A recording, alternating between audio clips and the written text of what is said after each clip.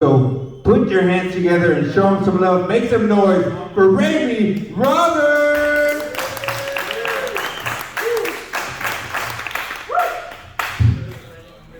All right, y'all ready to be let down? Here we go. Give it up for Cousin Berto, your host. For putting up with this dumb shit. I appreciate it. Thank you very much. This motherfucker is talking.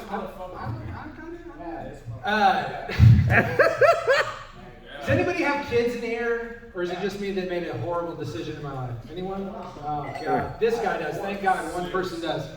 Okay, so if you have kids or are thinking about having kids, one piece of advice from one horrible parent to potentially another is never let your kids win at anything. Never let your kids win.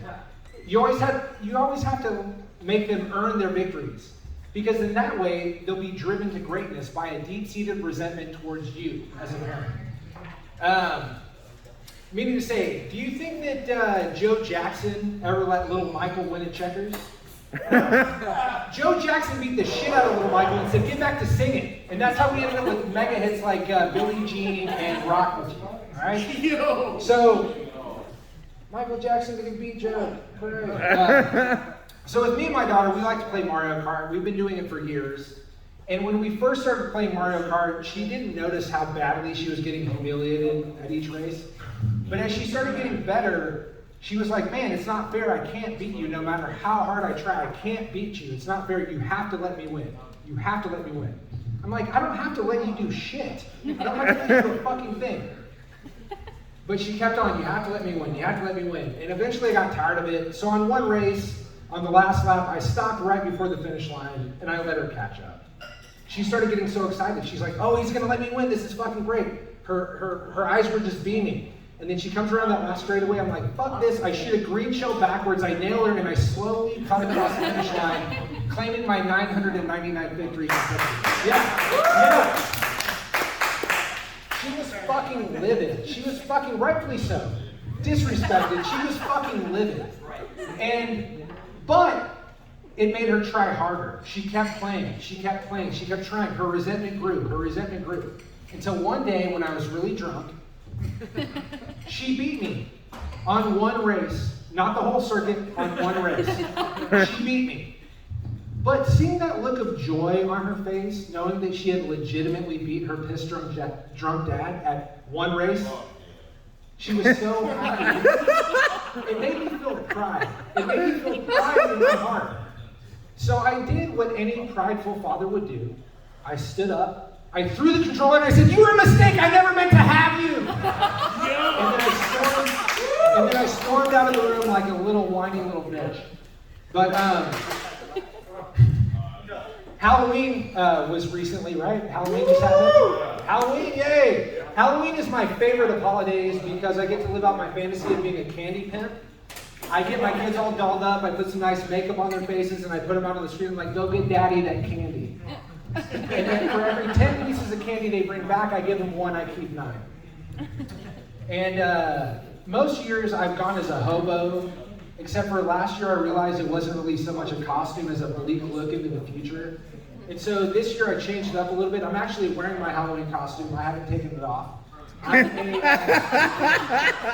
It smells great. I'm a non-binary atheist.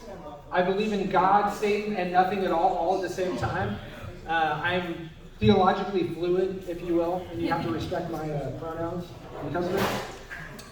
But what else happened? It was Red Ribbon Week. Red Ribbon Week, for those of you who don't know, it's where they find out whose parents are alcoholics by making them say the phrase Red Ribbon Week over and over again.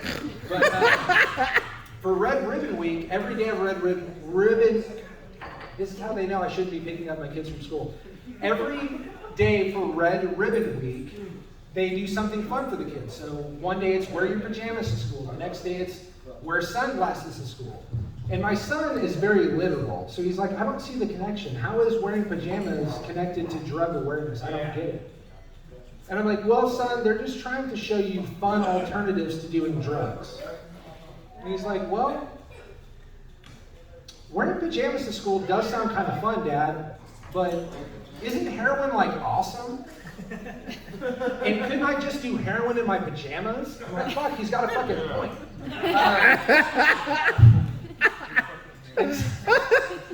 And so I'm like, I'm trying to redirect it. I'm like, well, son, it is true. Heroin is fucking amazing. Some people say that heroin is even worth dying for. But have you ever tried crazy socks? That shit is fucking mind-blowing. I mean, look at that kid. He's got one blue sock and one red sock. He needs LSD. I mean, really. But he didn't fall for it. He knows what the fucking deal is. But I don't plan on getting a divorce, but I do like to keep my kids on their toes. So I say shit constantly like, just remember, kids, no matter what happens between me and your mom, I'll always love you. And they're like, what the fuck? Keep them, see where their allegiances lie, And I'm under no delusion, though, that my kids are going to pick their mom every time. Every time. It's like, me or mom, no hesitation, mom, we're going with mom. That is until they start smoking weed. And then they're going to come crawling back to dear old dad. Because mom doesn't know where to get the good drugs. Because while mom was building long-lasting, healthy relationships with the kids, dad was building long-lasting, healthy relationships with a series of drug dealers. And I know what you're thinking.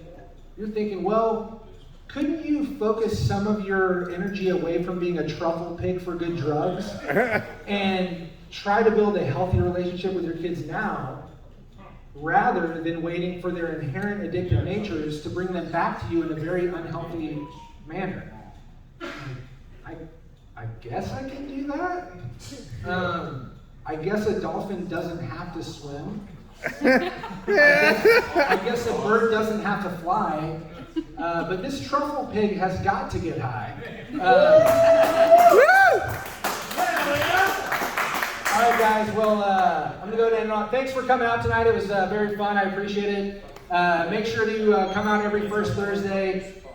Funny shit will happen from time to time on first Thursdays. So I do appreciate it. Have a good night. My name is Randy Roberts. Give it up to Cousin Berto, our host, and all our funny people. We're not here for your witty banter. All right, thanks a lot, guys. Woo!